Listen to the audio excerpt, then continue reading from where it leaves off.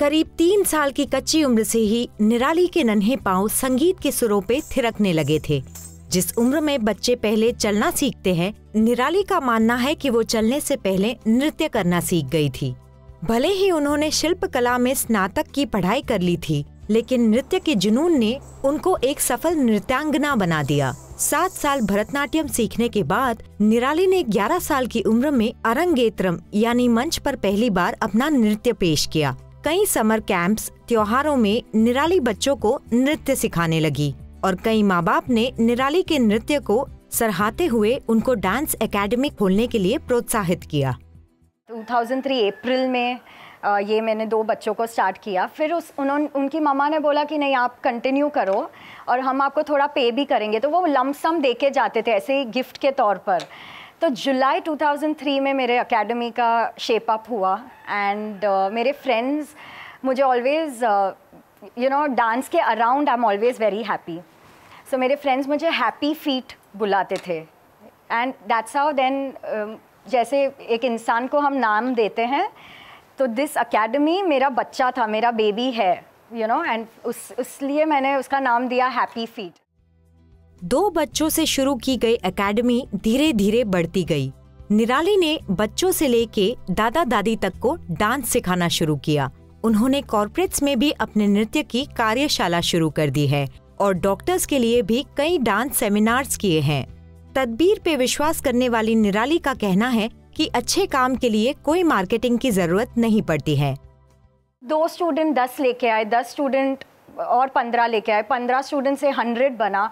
मैंने बच्चों से स्टार्ट किया, फिर उनकी मदर्स ने ज्वाइन किया, फिर उनके फादर्स ने ज्वाइन किया लैटिन अमेरिकन साल्सा, उनकी ग्रैंड मदर्स, ग्रैंड पेरेंट्स ने ज्वाइन किया। आपका काम जब अच्छा होता है, you will attract people, you will attract goodness, good attracts good, and वैसे अट्रैक्ट होते गए एंड टैलेंट ने टैलेंट को अट्रैक्ट किया। इस क्षेत्र में मानसिक और शारीरिक तंदुरुस्ती, टेक्नोलॉजी और हर डांस फॉर्म के बारे में अपने आप को अपग्रेड रखना निराली के लिए चुनौती थी। इसके अलावा भी ऐसी चुनौतियां थी जो निराली के आड़े आए। मैं बहुत छोटी थी जब मैंने स्टार्ट किया, तो लोगों की इतनी समझ नहीं थी, मुझे तौर तरीकों की समझ नहीं थी। तो लोगों से डील करना, बच्चों को हैंडल करना, बड़ों को हैंडल करना, बहुत चैलेंजेस हैं वो सब। एट द सेम टाइम अपने पेरेंट्स को हैंडल करना, उनको बताना कि नहीं, मेरा स्टडीज़ और मेरा काम खुद हैंडल कर सकती हूँ। मैं लेट नाइट्स काम नहीं ले पाती थी, जैसे मेरे अदर कलीग्स जो बॉयज़ हैं वो बहुत सारे लेट नाइट्स करते थे, बट मेरे घर से रेस्ट्रिक्शंस थे, सो वो सब इश्यूज थे। तभी एक ऐसा हादसा हुआ जिसने निराली के जीवन में भारी उथल पथल ला कर रख दिया। एक सड़क दुर्घटना की वजह से निराली का मनोसपना ही टूट गया, लेकिन अपने माँ बाप की मदद और दृढ़ आत्मविश्वास और लगन की वजह से उन्होंने ये चुनौती भी स्वीकार कर ली।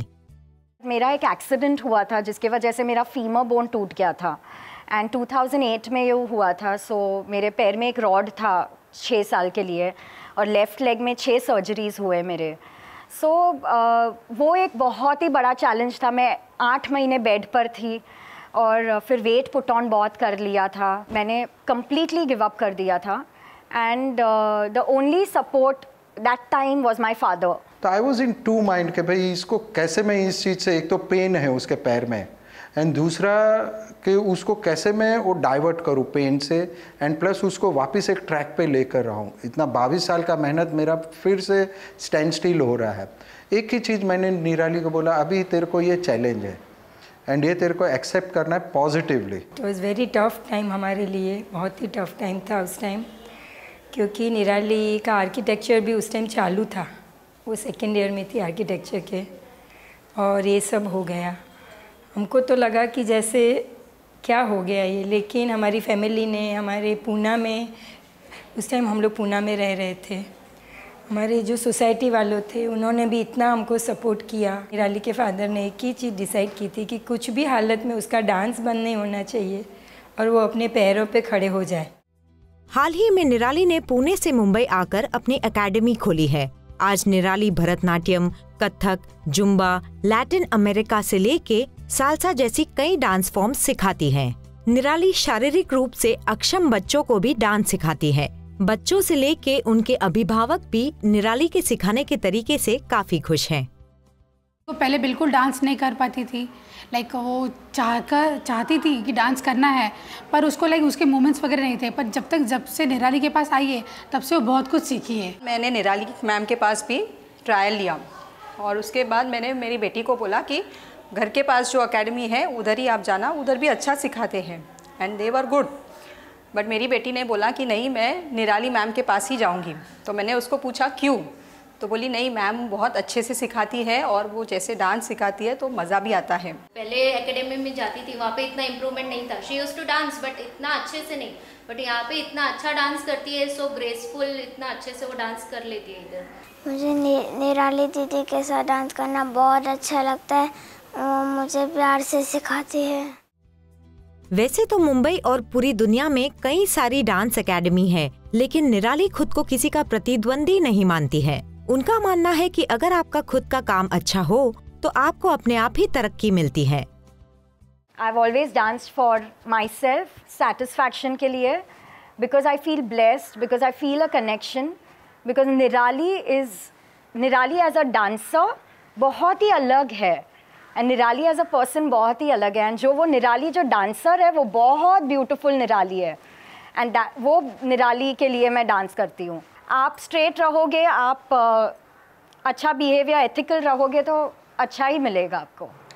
So and you can see it in the form of my students, जो अबंडेंस है, जो मेरे पास प्रॉस्पेरिटी है, मेरे बच्चे मेरे स्टूडेंट्स हैं। सो आई एम वेरी हैप्पी।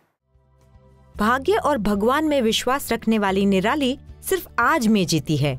अभी तो उनकी एकेडमी किराए की है, लेकिन भविष्य में वे खुद की एकेडमी खोलने की इच्छा रखती है। निराली का मानना है कि अपने माँ बाप के प्रति श्रद्धा और दूसरों के लिए अच्छा करने से आप नए मुकाम हासिल कर सकते हैं। आज निराली अपने लिए ही नहीं बल्कि सबके लिए एक मिसाल बन गई है।